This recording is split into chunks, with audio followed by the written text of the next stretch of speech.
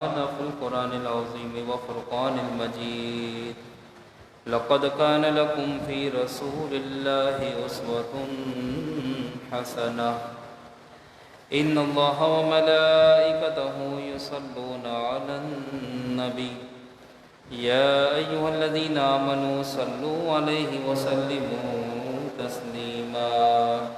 اللهم صل على سيدنا ونبينا وشفينا وكريمنا وحبيبنا ومحبوبنا وعزيزنا وسندنا وشفاء صدورنا ومولانا محمد معدن الجود والكرم وآلہ وبارک وسلم. حاضرین محترم، جیسا کہ آپ جانتے ہیں کہ گزشتہ نشست میں نبی کریم صلی اللہ تعالیٰ علیہ وسلم کے مدینے میں استقبال کے واقعات آپ کے سامنے بیان کیے اور مسجد نبوی کی تعمیر تک کا جو پورا مرحلہ تھا وہ آپ کے سامنے رکھا. مسجد نبوی کی جو تعمیر ہوئی تو اس کے بعد جو اگلا اسٹیپ تھا وہ تھا نبی کریم صلی اللہ تعالیٰ علیہ وسلم کی ازواج مطہرات کے مکانات اور حجروں کی تعمیر. تو یاد رکھیں، سرکار دو عالم صلی اللہ تعالیٰ علیہ وسلم کے نکاح میں اور تزویج میں جتنی بھی اس وقت ازواج تھیں تو سرکار نے سب کے لیے الگ الگ حجرے تعمیر فرمائے اور مسجد نبوی سے بالکل متصل سرکار نے سب کے حجرے بنوائے. اور یہ بھی بات آپ کو معلوم ہے کہ جو لوگ مکے سے مدینے ہجرت کر کے آئے وہ لوگ مہاجرین کہلاتے ہیں، اور جو لوگ پہلے سے مدینے میں موجود تھے ان لوگوں کو انصار کہا جاتا ہے. اور انصار کا تعلق دو قبائل سے تھا، قبیلہ اوس اور قبیلہ خزرج. تو انصار نے بے حد قربانیاں دی دین کے لیے. ان کی قربانیاں تا قیامت یاد رکھی جائیں گی، جو قربانیاں انصار نے دی. تو انصار میں سے ایک شخص تھے جن کا نام تھا حضرت حارثہ بن نعمان. تو انہوں نے کیا کرا، انہوں نے اپنے مہاجر بھائیوں کے لیے زمین کا بہت بڑا حصہ وقف کر دیا. کہا کہ جو لوگ مکے سے مدینہ ہجرت کر کے آئے تو ان لوگوں کے لیے میری زمینیں وقف ہیں. اور ازواج مطہرات کو بھی انہوں نے ایک بہت بڑا حصہ دیا جہاں پر سرکار نے ان کے حجرے بنوائے. اب اس کے بعد وقت آگے بڑھتا گیا تو نبی کریم صلی اللہ تعالیٰ علیہ وسلم کی زوجہ محترمہ ام المؤمنین سیدہ صدیقہ طاہرہ زاہدہ عابدہ اماں عائشہ صدیقہ رضی اللہ تعالیٰ عنہا، اب چونکہ سرکار کا ان سے نکاح جو ہے وہ مکے میں ہو چکا تھا لیکن ابھی رخصتی نہیں ہوئی تھی. تو نبی کریم صلی اللہ تعالیٰ علیہ وسلم جب اپنے تمام اہم امور سے جب آپ نے فراغت حاصل کی تو اس کے بعد صدیق اکبر رضی اللہ تعالیٰ عنہ نے اپنی شہزادی کو سرکار کی رخصتی میں دے دیا. اور سرکار نے باقاعدہ مدینے میں بڑے اہتمام کے ساتھ اپنی دعوت ولیمہ کی تقریب سرکار نے منعقد فرمائی اور صحابہ کو اس میں بلایا، انصار کو بھی مہاجرین کو بھی. اور دیکھیں سادگی دیکھیں سرکار کی کہ نبی کریم صلی اللہ تعالیٰ علیہ وسلم نے اس دعوت ولیمہ میں سب کے لیے ایک پیالہ جو دودھ ہوتا ہے اس کی دعوت رکھی. یہ ہوتی ہے سادگی، تکلفات نہیں ہے. کائنات کے عظیم ترین لوگ ہیں لیکن ذرا اپنی محفلوں کی رونقوں کا اظہار دیکھیں کتنی سادگی کے ساتھ فرما رہے ہیں کہ سرکار نے سب کو ایک ایک پیالہ دودھ جو ہے وہ اپنے ولیمے میں سب کی دعوت دی. اس کے بعد مزید وقت آگے بڑھتا گیا تو ایک اہم مرحلہ جو نبی کریم صلی اللہ تعالیٰ علیہ وسلم نے فرمایا وہ یہ تھا کہ دیکھیں جب ایک شخص دوسرے علاقے میں رہنے والا ہوتا ہے، دوسرے شہر کا رہنے والا ہوتا ہے اور وہ آپ کے شہر میں سکونت کے لیے آ جائے تو ایک دلوں میں گیپ ہوتا ہے، دلوں کے اندر تھوڑا سا فرق ہوتا ہے کہ بھائی یہ ہمارے مقامی لوگ نہیں ہیں، یہ دوسری جگہ کے آئے ہوئے لوگ ہیں جو وقتی طور پر آئے ہوئے ہیں. تو یہ بات انصار کے دل میں آ سکتی تھی. تو نبی کریم صلی اللہ تعالیٰ علیہ وسلم نے اس بات کو ہمیشہ کے لیے ایسا ختم فرمایا کہ سرکار نے دونوں کے درمیان، انصار اور مہاجرین کے درمیان ایک عظیم رشتہ قائم فرما دیا جس کی مثال تاریخ عالم میں آج تک نہیں ملتی. وہ ہے رشتہ مواخات. سرکار نے ایک مہاجر کو ایک انصاری کا بھائی بنا دیا اور سب کو سرکار نے ایک میٹنگ میں بلایا اور کہا کہ آج میں تم میں سے ایک مہاجر کو ایک انصاری کا بھائی بنا رہا ہوں. تو یہ سرکار نے اتفاق کی بات کہ سرکار نے ایک مہاجر کو ایک انصاری کا بھائی بنا دیا. لیکن حضرت علی رضی اللہ تعالیٰ عنہ کو کسی کا بھائی نہیں بنایا، تو حضرت علی بے چین ہو گئے، بے قرار ہو گئے اور مضطرب ہو گئے، اور روتے ہوئے سرکار کی بارگاہ میں آئے، کہا یا رسول اللہ آپ نے سب کو ایک دوسرے کا بھائی بنا دیا، مجھے کسی کا بھائی نہیں بنایا، میں بھی تو مہاجر ہوں، حضرت علی بھی مہاجر تھے۔ تو سرکار نے فرمایا علی پریشان کیوں ہوتے ہو، دنیا اور آخرت میں تمہارا بھائی میں ہوں، دنیا اور آخرت میں تمہارا بھائی میں ہوں۔ اس کے بعد ایک عظیم کام کی ابتدا ہوئی، جب مسجد نبوی بن گئی تو مسجد نبوی میں باجماعت نماز کا اہتمام ہونے لگا۔ اب مسلمانوں کی کثرت تھی، دیکھیں مکے میں تو مسلمان مائنورٹی میں تھے، قلت میں تھے، لیکن یہاں تو مسلمانوں کی کثرت ہے، اور روزانہ جوق در جوق لوگ مسلمان ہو رہے ہیں۔ عبداللہ بن سلام بھی مسلمان ہو گئے، حضرت سلمان فارسی مسلمان ہو گئے، اسلام پھیلتا جا رہا ہے، اسلام کی سرحدیں مضبوط ہوتی جا رہی ہیں۔ اب مسجد نبوی کے اندر جب نماز باجماعت ہوتی تو صحابہ کو اس بات کی فکر ہوئی کہ بھئی جماعت کا اعلان کیسے کیا جائے، تو کسی نے مشورہ دیا یا رسول اللہ ایک آگ روشن کر دی جائے جس سے سب کو پتہ لگ جائے گا کہ نماز کا وقت ہو گیا۔ تو سرکار نے اس رائے کو پسند نہیں فرمایا۔ اب دوسری رائے سرکار کے سامنے یہ آئی کہ بھئی جب نماز کا وقت ہو تو ناقوس بجایا جائے گا، جو دوسرے عبادت خانوں میں ہوتا ہے کہ گھنٹیاں بجائی جاتی ہیں جیسے مندروں میں ہوتا ہے، تو اسی طریقے سے ایک ساؤنڈ ہے جس کا نام ہے ناقوس، وہ بجایا جائے۔ تو سرکار نے اس کو بھی پسند نہیں فرمایا۔ پھر تیسری رائے سرکار کے سامنے آئی، وہ رائے عمر فاروق اعظم کی رائے تھی۔ تو عمر فاروق اعظم نے سرکار کو یہ رائے دی یا رسول اللہ جب وقت نماز ہو تو ایک شخص محلے میں چکر لگائے گا، جو گلیوں میں جائے گا اور مسلمانوں کے گھروں کے باہر آواز لگائے گا کہ بھائی جماعت کا وقت ہو رہا ہے، جلدی جلدی مسجد میں آ جاؤ۔ اس رائے کو سرکار نے قبول فرما لیا۔ ابھی اذان کی ابتدا نہیں تھی، عمر فاروق اعظم کی جو رائے تھی سرکار نے اس کو قبول فرمایا۔ اور اب ہوا یہ کہ اسی رات جب یہ بات طے ہو گئی کہ بھئی ایک مسلمان لوگوں کو اناؤنسمنٹ کرے گا، اعلان کرے گا کہ مسجد میں جماعت ہو رہی ہے، آ جاؤ۔ اسی رات ایک صحابی تھے حضرت عبداللہ بن زید انصاری رضی اللہ تعالیٰ عنہ، اسی رات ان کو خواب میں انہوں نے دیکھا کہ کوئی شخص اذان کے کلمات کہہ رہا ہے، جیسے اذان دیتے ہیں نا اللہ اکبر اللہ اکبر اللہ اکبر اللہ اکبر، پوری اذان انہوں نے خواب میں سن لی۔ اور اتفاق کی بات جو اذان کے کلمات انہوں نے سنے وہ اسی رات خواب کے اندر نبی کریم صلی اللہ علیہ وسلم نے بھی سنے، اور اسی رات عمر فاروق اعظم نے بھی سنے۔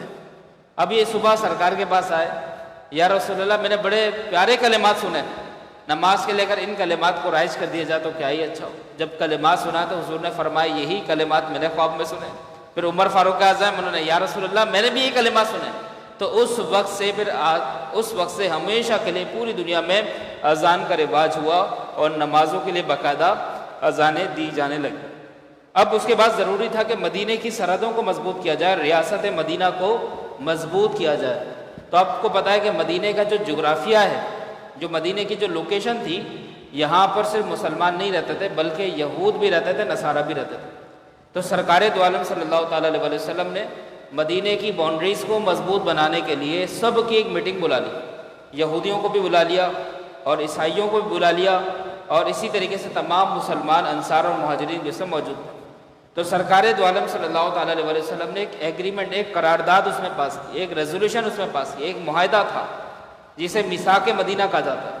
تو سرکار نے اس معاہدے کے اندر، اس معاہدے کا جو لب لباب اور جو مرکزی نقطہ تھا وہ یہ تھا کہ اگر کوئی شخص مدینے پر حملہ کرتا ہے تو مسلمان، یہودی، عیسائی اور مسلمانوں کے تمام قبائل، یہ سب اور مدینے کے مقامی لوگ سب مل کر اتحاد اور اتفاق، مرکزیت، اجتماعیت اور یگانگت کے ساتھ مدینے کی سرحدوں کا دفاع کریں گے۔ اس معاہدے کے اندر سب کے سب شامل ہو گئے۔ تو سرکار نے مدینے کی سرحدوں کو مضبوط بنا دی۔ اس کا مطلب یہ ہوا، یہاں سے پتہ لگا کہ اپنے وطن کی سرحدوں کو مضبوط بنانا سنت رسول ہے۔ اب اس کے لیے آپ کو کسی سے بھی قرارداد لینی پڑے، ہاں لیکن ہو وہ غیر مسلم، کوئی ایسا نہ ہو جو غیر مسلم ہو اور مسلمانوں کے روپ میں آ جائے۔ اب آج کل اگر کوئی قادیانی آ جائے اور کہے کہ بھئی ہم پاکستان کے ہمدرد ہیں، ہم پاکستان کے خیر خواہ ہیں، تو اس سے معاہدہ نہیں ہوگا۔ اس کے لیے شرط یہ رکھی جائے گی، پہلے اپنے آپ کو غیر مسلم کہے کہ تم مسلمان نہیں ہے، پھر ہم تجھ سے معاہدہ کریں گے۔ لیکن چونکہ عیسائی تو واضح طور پر نان بلیورز ہیں، غیر مسلم ہیں، ایسے ہی یہودی، تو سرکار نے ان سے معاہدہ کر لیا کہ ہم ایک دوسرے کے مذہب کو نہیں دیکھیں گے، ایک دوسرے کے دین کو نہیں دیکھیں گے، لیکن ہمارا جو مشترکہ اتحاد ہوگا وہ مدینے کی سرحدوں کی حفاظت ہوگا۔ تو یہ میثاق مدینہ سرکار نے یہاں پر کیا۔ اب اس کے بعد اب میں آ رہا ہوں جنگ بدر کے اوپر، جس کا مختصر نقشہ میں آپ کے سامنے بیان کر دیتا ہوں۔ دیکھیں، جب مسلمان ہجرت کر کے مدینہ آ گئے تو مشرکین تو پہلے ہی مسلمانوں کے جانی دشمن تھے اور بڑے سخت قسم کے دشمن تھے، تو ان کو اس بات سے سکون نہیں ملا کہ مسلمان کیسے امن سے مدینے میں رہ رہے ہیں، تو انہوں نے مسلمانوں کے خلاف سازشیں کرنا شروع کی۔ اچھا، ان سازشوں میں ان کے ساتھ 2 لوگ شامل ہوئے جو مدینے میں رہتے تھے۔ دیکھیں، مشرکین مکے میں رہتے ہوئے سازشیں نہیں کر سکتے تھے، اپنے اندر کے ایجنٹ ہوتے ہیں جو خبریں پہنچاتے ہیں۔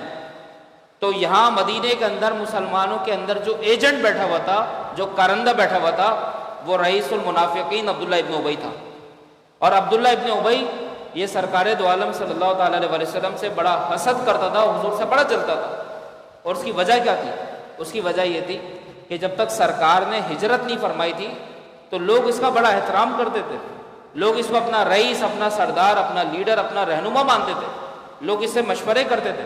اور یہاں تک پیر کرم شاہ صاحب ازہری رحمۃ اللہ علیہ نے اپنی تفسیر میں لکھا کہ حضور کی آمد سے پہلے باقاعدہ مدینے کے اندر اس کا تاج تیار ہو رہا تھا کہ عبداللہ ابن ابی کے سر پہ تاج پہنا جائے گا، یہ ہمارا سربراہ ہے اور ہم اس سے مشورہ کرتے ہیں۔ لیکن جب حضور آئے تو عالم کا رنگ ہی بدل گیا، سارا مدینہ حضور کے قدموں میں۔ اب جب اس نے دیکھا کہ میری عزت کا تو کچھ بنا ہی نہیں، اب سارے ہی لوگ سرکار کے پاس جا رہے ہیں، ہر کوئی حضور سے بات کر رہا ہے، ہر کوئی حضور کو پوچھ رہا ہے، تو اس کے دل میں حسد اور جلن پیدا ہو۔ اور یہ بھی یاد رکھیں، منافق وہ ہوتا ہے جو اپنے آپ کو سامنے تو مسلمان ظاہر کرے لیکن ہو مسلمان نہیں۔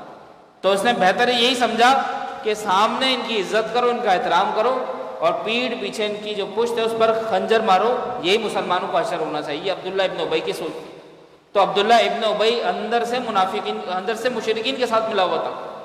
اور دوسرا کہ مدینے کے جو دیگر منافقین تھے، جو دوسرا فیکٹر تھے، دوسرے ایجنٹ تھے، وہ مدینے کے دوسرے منافقین تھے۔ اب یہ وقتاً فوقتاً رپورٹیں جو ہیں وہ مشرکین کو پہنچاتے ہیں کہ بھئی آج مسلمانوں کو یہ کامیابی ہو گئی، آج اتنے لوگ مسلمان ہو گئے۔ یہ اندر کی رپورٹیں وہاں تک پہنچا رہے تھے، اور مشرکین بے قرار ہو رہے تھے، بے چین ہو رہے تھے کہ یہ ہمارے گھر سے نکل کر آگے اسلام پھیلا رہے ہیں، کہیں ایسا نہ ہو کہ سارے مل کے مکے پہ ہی حملہ کر دیں۔ تو مشرکین کو مسلمانوں سے بڑا خطرہ تھا۔ اب انہوں نے اپنے جو ہٹ کنڈے اپنائے، مشرکین نے وہ کیا کرا کہ انہوں نے ایک پلان بنایا کہ کوئی بھی مسلمان اگر مدینے سے باہر آئے اور ہو وہ اکیلا، تو چند مشرکین اس کو پکڑ کے اس کی بڑائی لگا دیں گے، اس کو لوٹ لیں گے، اس کا مال لے لیں گے، اس کے مویشی چرا لیں گے۔ اب یہ اپنے منصوبے پر عمل کرنا شروع ہو گیا۔ بہت سے صحابہ جب مدینے کی حدود سے باہر نکلے، اتفاق سے کہیں جانا ہوا، تو مشرکین نے ان کو زد و کوب کیا، ان پر ظلم کیا، اور باقاعدہ ان کے مویشی لے لیا، ان کا مال لوٹ لیا۔ اب سرکار دو عالم صلی اللہ علیہ وسلم کے پاس ایسی خبریں آئیں کہ یا رسول اللہ فلاں بھائی کو لوٹ لیا گیا، یا رسول اللہ فلاں کو مار دیا گیا، فلاں کو زخمی کر دیا گیا۔ اب سرکار دو عالم صلی اللہ تعالیٰ علیہ وسلم مسلمانوں کے درد میں، مسلمانوں کے احساس میں حضور بے قرار ہو، اور کہا کہ اس کے لیے کوئی نہ کوئی رد عمل ہمیں دینا چاہیے۔ بسا اوقات رد عمل دینا برا نہیں ہے، گناہ نہیں ہے، رد عمل دینا اور اپنی طاقت کا مظاہرہ کرنا یہ بھی حضور کی سنت ہے۔ تو اگر حضور وہاں پر کچھ ایکشن نہ لیتے تو مشرکین اپنے آپ کو طاقتور سمجھتے، تو سرکار نے اپنی منصوبہ بندی سے مسلمانوں کی طاقت دکھائی۔ اب سرکار نے کیا کرا؟ سرکار نے مسلمانوں کو بلایا اور ایک پلان بنایا مشرکین پر اپنا روب اور دبدبہ ڈالنے کے لیے۔ یہ بدر کا پورا بیک گراؤنڈ میں آپ کے سامنے بتا رہا ہوں، جنگ بدر ہوئی کیسے تھی۔ تو سرکار نے ایک ایکشن پلان تیار کیا اور کہا دیکھو، ہر سال اہل مکہ تجارت پہ جاتے ہیں، اور ان کا جو سفر تجارت ہوتا ہے وہ ملک شام میں ہوتا ہے۔ اچھا، تجارت پہ جو یہ جاتے ہیں تو ایک مخصوص شاہراہ ہے، ایک مخصوص روٹ ہے جہاں سے یہ جاتے ہیں۔ اس روٹ کے آس پاس قبائل بھی ہیں، اور دیکھیں اہل مکہ کا پورا گزارا تجارت پر ہوتا تھا۔ یہ پورے سال محنت کر کے اپنی پروڈکٹ بناتے، اپنا مال بناتے، اور یہ ملک شام میں جا کے فروخت کیا کرتے تھے۔ تو مکے کے ہر گھر کی اس تجارت کے اندر انویسٹمنٹ شامل ہوتی تھی، پیسہ شامل ہوتا تھا، اور مکے والے اس تجارتی قافلے کے بارے میں بڑے حساس طبیعت تھے، وہ اپنا نقصان برداشت نہیں کر سکتے تھے۔ تو حضور نے فرمایا کہ ان کا جو تجارتی قافلہ ہے، جس میں مکے کے تمام ہی گھر شامل ہوتے ہیں، اس تجارتی قافلے کے آس پاس جو گاؤں دیہات ہیں، تو صحابہ کرام وہاں پر جائیں اور ان گاؤں دیہات والوں سے دوستیاں کر لیں، ان سے ذرا اپنے آپ، ان کو ذرا اپنے اعتماد میں لے لیں اور اپنا اعتماد ان کو دلوائیں۔ اب ہوا یہ کہ اس سال مشرکین کا جو تجارتی قافلہ تھا اہل مکہ کا، وہ حضرت ابو سفیان کی قیادت میں ملک شام گیا ہوا تھا، اور اس تجارتی قافلے کے اندر یہ جو شاہراہ تھی نا، اتنی چوڑی شاہراہ تھی کہ بیک وقت کئی اونٹ مالوں سے لدے ہوئے اس پر چلا کرتے تھے، اور یہاں تک محققین نے لکھا کہ 50,000 پاؤنڈ تک کا سامان اس تجارتی قافلے میں جاتا تھا۔ تو اہل مکہ کا سارا گزارا اسی پر تھا۔ اب ابو سفیان کی زیر نگرانی جو یہ قافلہ ملک شام جا رہا تھا، تو سرکار نے صحابہ کرام کو بھیجنا شروع کر دیا، اور صحابہ نے حضور کے مشورے کے مطابق اس شاہراہ کے آس پاس، اس کی سراؤنڈنگز کے اندر، اس کے اطوار کے اندر جو گاؤں دیہات تھے وہاں کے لوگوں سے اتحاد کر لیا، وہاں کے لوگوں سے دوستیاں کر لی۔ اب جب مشرکین نے دیکھا کہ یہاں تو مسلمان نظر آ رہے ہیں، بھائی جب اس روٹ پہ گزر رہے ہیں تو مسلمانوں کے چہرے دکھ رہے ہیں اور ان کے پاس مال بھی، اور اتفاق سے اس سال جو مکے سے تجارتی قافلہ گیا ہوا تھا اس کے پاس سیکیورٹی نہیں تھی جو ان کی حفاظت کروانا۔ پہلے جو قافلے جاتے تھے نا تو چاروں طرف ایک سیکیورٹی دستہ ہوتا تھا جو ان کی حفاظت کرتا تھا، اس سال وہ نہیں تھا۔ تو ابو سفیان تو یہ بات دیکھ کے گھبرا گئے کہ تو عجیب معاملہ ہو گیا، یہاں پر مسلمان نظر آ رہے ہیں، ایسا نہ ہو کہ یہ ہم پہ حملہ کر دیں اور ہمارا مال لوٹ لیں، اور اگر انہوں نے ایسا کیا، بدلہ لے لیا تو ہم کیا کریں گے، ہمارا تو پورے سال کا نقصان ہو جائے گا۔ تو ابو سفیان نے ایک شخص کو بلایا، کہا کہ بھائی مکے جاؤ فوراً اور اہل مکہ کو خبر دو ہمارا قافلہ خطرے میں، یہاں پہ مسلمان نظر آ رہے ہیں، ایسا نہ ہو کہ یہ مل کر ہم پہ حملہ کر دیں اور ہمارا سارا پیسہ سارا مال لٹ جائے اور ہماری جانیں چلی جائیں۔ جاؤ فوراً مکے میں جا کے خبر مشہور کر دو کہ مسلمانوں سے ہمیں خطرہ اور ہمیں سیکیورٹی دیں، ہمیں فوراً سیکیورٹی چاہیے۔ اب یہ شخص فوراً وہاں سے دوڑ لگاتا ہوا مکے میں آیا، اور مکے میں آنے کے بعد اس نے سب سے پہلے اپنی جاہلانہ رسم ادا کی جو اہل مکہ کیا کرتے تھے۔ ان کی جاہلانہ رسم کیا ہوتی تھی؟ وہ جاہلانہ رسم یہ ہوتی تھی کہ اگر کوئی شہر میں بری خبر لے کر آتا تو وہ آنے کے بعد سب سے پہلے اپنے مویشی کے کان کاٹ دیا کرتا تھا۔ دیکھیں جہالت کی انتہا، دیکھیں نا، شرک ہے ہی جہالت، شرک کے اندر تہذیب نہیں ہے، شعور نہیں ہے، شرک میں ہے ہی جہالت۔ تو اس نے کیا کرا کہ آتے ہی ساتھ اپنی بکری کے کان کاٹ دیے۔ اب جب خون بہا تو رسم یہ ہوتی تھی کہ خون کو اپنے چہرے میں بل لیا کرتے تھے، چہرہ پورا سرخ کر لیا کرتے تھے، اور اپنی قمیض پھاڑ کے قمیض کو لہراتے ہوئے کہتے تھے کہ ہمارے ساتھ برا ہو گیا اور ہمارے لیے یہ بری خبر ہے۔ تو اس نے یہی کام کرا، بکری کے کان کاٹے، اس کا خون اپنے چہرے پہ مل لیا اور اپنی قمیض پھاڑ کر ہلاتا ہوا پورے شہر میں گشت کرنے لگا کہ مسلمانوں نے ہمارے قافلے پر حملہ کر دیا، مسلمانوں نے ہمارے قافلے پہ حملہ کر دیا۔ حالانکہ دیکھیں کہ حملہ نہیں کرا تھا مسلمانوں نے، صرف حضور نے اسلام کی طاقت دکھانے کے لیے اور ان پر اپنا رعب ظاہر کرنے کے لیے مسلمانوں کو بھیجا تھا، حملہ نہیں کرا تھا۔ لیکن اس بدبخت نے جا کے وہاں پہ جھوٹی خبر مشہور کر دی کہ مسلمانوں نے حملہ کر دیا۔ اب یہ خبر جب ابو جہل کو پتہ لگی تو ابو جہل تو ایک دم اچھل پڑا اور اس نے سارے لوگوں کو جمع کر لیا، کہا دیکھو میں کہتا تھا مسلمان ہمارے لیے خطرہ ہیں، تم لوگ میری بات نہیں مانتے تھے، آج ہمارا تجارتی قافلہ خطرے میں پڑ گیا، لہذا اب وقت آ گیا کہ مسلمانوں سے جنگ لڑی جائے۔ یہ تھی ابتدا، ابو جہل نے جنگ کا اعلان مشرکین کی طرف سے ہوا تھا، مسلمانوں کی طرف سے نہیں۔ تو عالمی میڈیا جو اسلام کے خلاف پروپیگنڈا کرتا ہے کہ تلوار پہلے مسلمانوں نے اٹھائی، تو ذرا وہ تاریخ پڑھے کہ اسلام کی سب سے پہلی جنگ جو ہوئی تھی اس میں ڈیمانڈ ابو جہل کی طرف سے ہوئی تھی یا حضور کی طرف سے ہوئی، ذرا اس بات پہ غور کریں۔ تو ابو جہل نے کہا کہ آج وقت آ گیا کہ تمام مشرکین ایک ہو جائیں اور ہر مکے کا ہر فرد اس میں شامل ہو جائے اور آج ہی مسلمانوں کو ختم کر دیا جائے اور مدینے پر حملہ کر دیا جائے۔ اب ابو جہل کے اس اعلان پر، اس اناؤنسمنٹ پر اسی وقت 1000 کمانڈو آ گئے، 1000 کمانڈوز مکے میں جمع ہو گئے۔ اچھا اب سوال یہ کہ 1000 ایک دم جمع کیسے ہو گئے؟ تو اس کی وجہ محققین نے لکھی کہ جو تجارتی قافلہ تھا نا، اس میں مکے والوں کے ایک ایک گھر کی انویسٹمنٹ شامل تھی، تو سب کا مال خطرے میں پڑ گیا، تو سب اپنے پیسے کو بچانے کے لیے فوراً جنگ کا حصہ بن گئے۔ ابھی 1000 کا جو قافلہ ہے اب یہ مدینے کی جانب جا رہا ہے، مدینے کی جانب روانہ ہو گیا۔ ادھر سرکار دو عالم کو ایک خبر مل گئی کہ ابو جہل اتنا بڑا لشکر لے کر مدینے پر حملہ کرنے کے لیے آ رہا ہے۔ تو سرکار نے صحابہ کی مشاورتی کونسل بلا لی اور کہا صحابہ آج اسلام کو بچانے کا وقت آ گیا، ہم تعداد میں قلیل ہیں لیکن حوصلے میں بڑے کثیر ہیں، ہمارا حوصلہ چٹان کی مانند ہے، اب بتاؤ کہ کیا کرنا ہے۔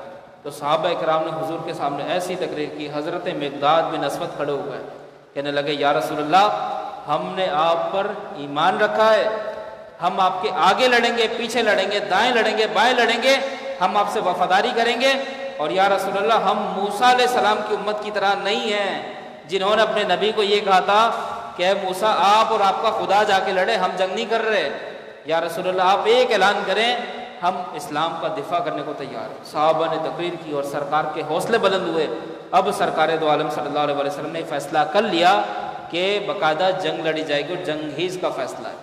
اب دوسری بات کہ جب مکے والوں کا قافلہ جب مکے سے تھوڑا سا آگے نکل کے بدر کے قریب پہنچا تو وہاں پر یہ خبر ان کو مل گئی کہ ابو سفیان کے قافلے کو مسلمان نے کوئی نقصان نہیں پہنچایا اور وہ قافلہ بخیر و عافیت اپنی منزل پر پہنچ گیا، اور جو خبر مشہور ہوئی وہ جھوٹی خبر تھی۔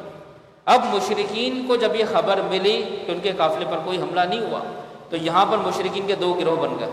ایک گروہ وہ تھا جس نے کہا کہ بھئی اب واپس چلو، ہماری کمپین کا مقصد پورا ہو گیا، بھئی قافلہ تو سلامت ہے اور ہم تو قافلے کو بچانے کے لیے آ رہے تھے، تو انہوں نے کہا واپس مکہ چلو۔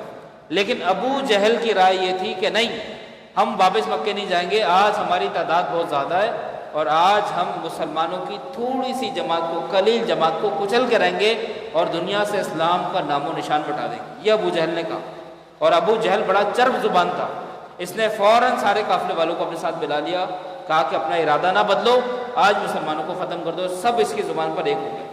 اب یہ دوبارہ بدر کی طرف آنے لگے اور بدر کے میدان میں پہنچ کر انہوں نے ایسی جگہ کا انتخاب کیا جو بڑی اچھی زمین تھی، جہاں پر پانی کے چشمے اور کنویں موجود تھے، جہاں پر چٹانیں موجود تھیں، اور ساری آرام دہ جگہ انہوں نے لی۔ اب ادھر سرکار دو عالم صلی اللہ علیہ وسلم صحابہ کے ساتھ آ رہے ہیں، لیکن جب صحابہ وہاں پر پہنچے تو صحابہ کو بدر کے میدان میں ایسی جگہ ملی جہاں پر پانی بھی نہیں تھا، جہاں پہ زمین بھی ریتیلی تھی کہ قدم بھی نہیں جمتے تھے، اور بہت سخت دھوپ تھی اور پانی کی بہت کمی تھی۔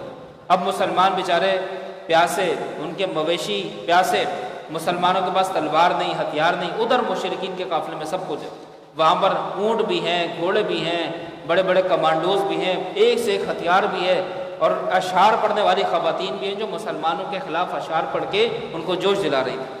اب ایسے میں میرے نبی بے چین ہوئے، بے قرار ہو گئے۔ اچھا، جب سرکار کی سنت تھی، جب سرکار میدان جنگ میں گئے تو میدان جنگ کا حضور نے جائزہ لیا چاروں طرف سے، جیسے ہوتا ہے نا آرمی کے جو پروفیشنلز ہوتے ہیں تو وہ گراؤنڈ کا پہلے جائزہ لیتے ہیں، تو سرکار نے چاروں طرف اپنی نظریں دوڑائیں اور حضور نے فرمایا، اب دیکھیں حضور نے غیب کی خبر دی، اب مسلمان تو تھوڑا سا دیکھیں انسانی فطرت کے مطابق مسلمان گھبرائے ہوئے تھے کیونکہ تعداد کم تھی، 313 تعداد تھی خالی مسلمانوں کی، اور وہاں ہزاروں کا لشکر، تو مسلمانوں کے دل میں فطرتی خوف تھا۔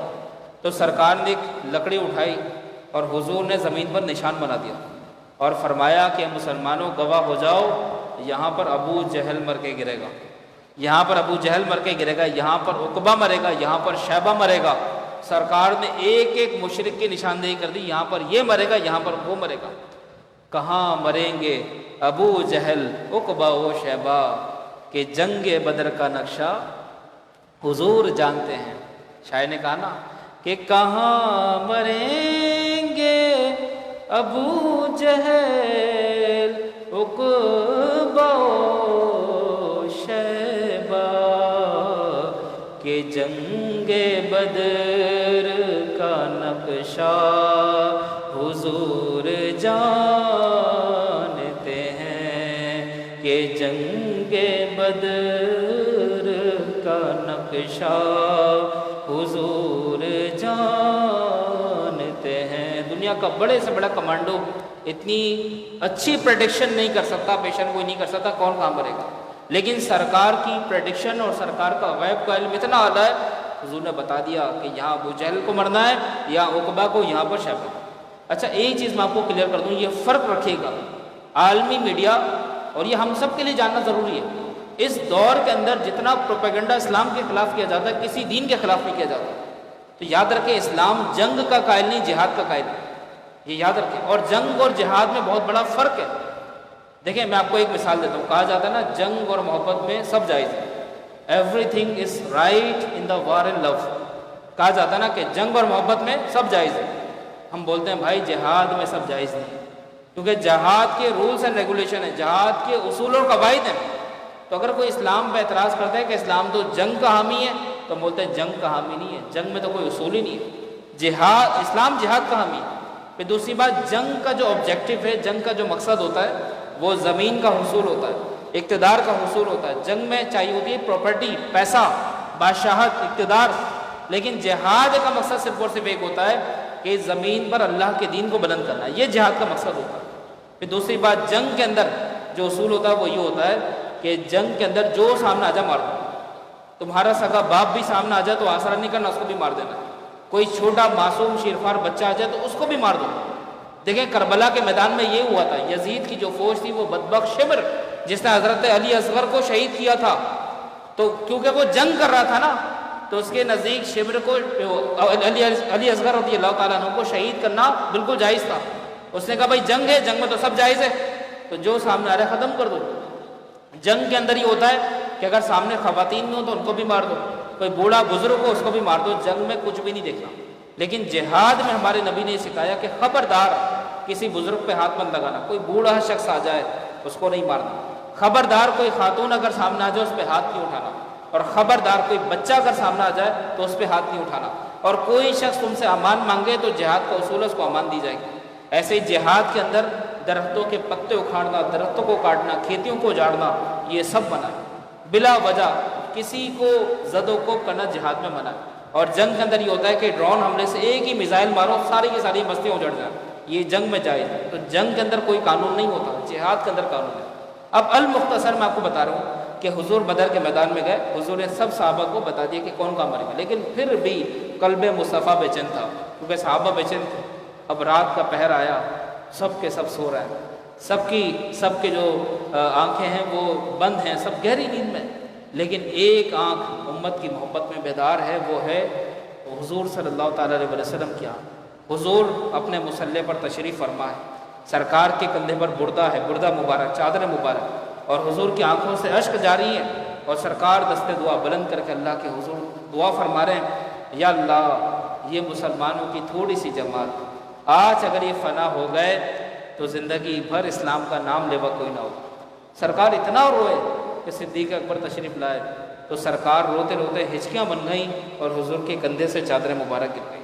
صدیق اکبر نے دیکھا تو بے چین ہو گئے، فوراً چادر اٹھائی سرکار کے کندھے پر ڈالی. کہا یا رسول اللہ کیوں روتے ہیں؟ یقین کریں آپ کا رب آپ کو کامیاب کرے گا، آپ کو پریشان نہیں ہونا. تو سرکار کو صدیق اکبر نے تسلی دی. اب جب اگلے دن جنگ ہوئی، اللہ تعالیٰ نے مسلمانوں کی ایسی مدد فرمائی کہ دیکھیں جس جگہ مسلمان تھے وہ زمین مناسب نہیں تھی، پانی کی کمی تھی.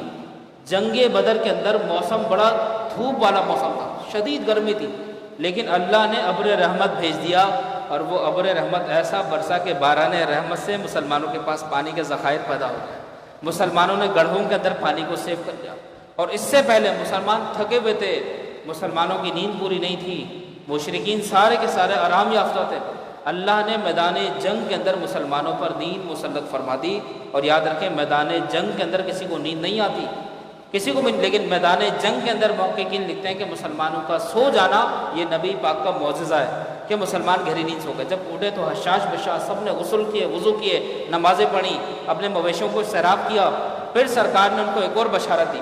کہا اے صحابہ یہ نہ سمجھنا کہ صرف 313 ہو، میں دیکھ رہا ہوں کہ پہلے آسمان سے فرشتوں کا نزول ہو رہا ہے، لشکر در لشکر فرشتوں کا نزول ہو رہا ہے، فرشتے آتے جا رہے ہیں. پھر سرکار نے خبر دی کہ دیکھ رہا ہوں کہ دوسرے آسمان سے بھی نوری ملائکہ نزول فرما رہے ہیں، تیسرے آسمان سے بھی فرشتوں کے جھنڈ زمین پر آ رہے ہیں. تو سرکار نے فرمایا ہم قلیل نہیں بلکہ کثیر ہیں. ساتوں آسمان سے فرشتوں کے لشکر آ گئے.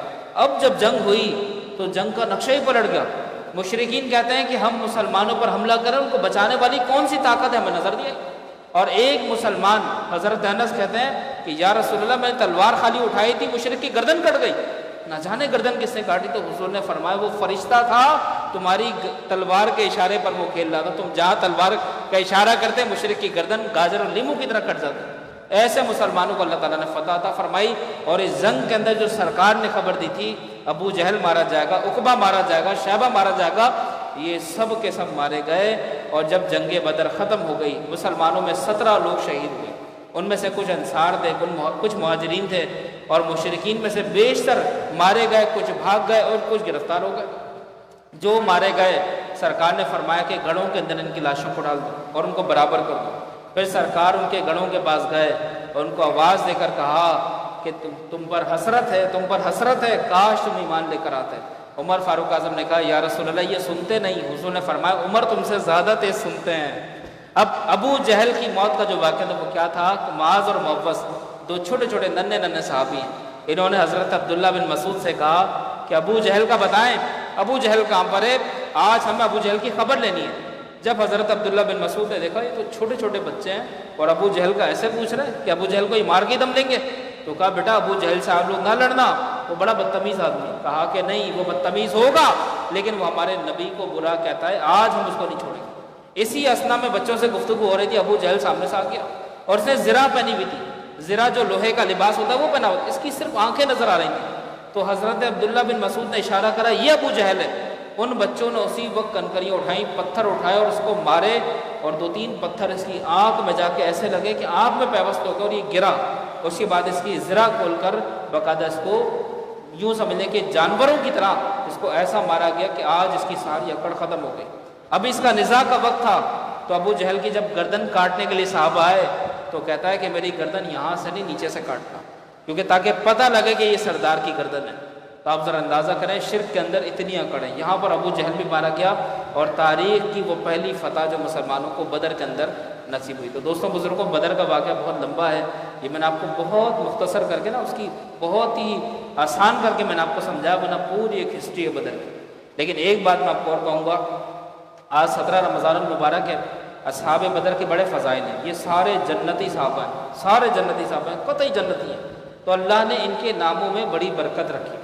تو آپ جو بھی دعا مانگیں اصحاب بدر کے نام لے کر، جو شہدائے بدر ہیں ان کے نام لے کر باقاعدہ عصر سے پہلے یا کسی بھی وقت آپ کو میسر ہو تو آج ان کے لیے تھوڑا سا اپنے دسترخوان کو وسیع کریں۔ اگر افطار بناتے ہیں تو دسترخوان کو وسیع کر کے ان کی فاتحہ کریں، ان کو ایصال ثواب کریں، اور ان کی برکت سے جو آپ کی نیک تمنا ہے وہ مانگیں۔ اصحاب بدر کے وسیلے سے اللہ تعالیٰ دعائیں قبول فرماتا ہے، یہ دیکھا گیا۔ تو بہرحال اسی پر اپنا بیان ختم کرتا ہوں۔ اللہ تعالیٰ ہمیں عمل کی توفیق عطا فرمائے۔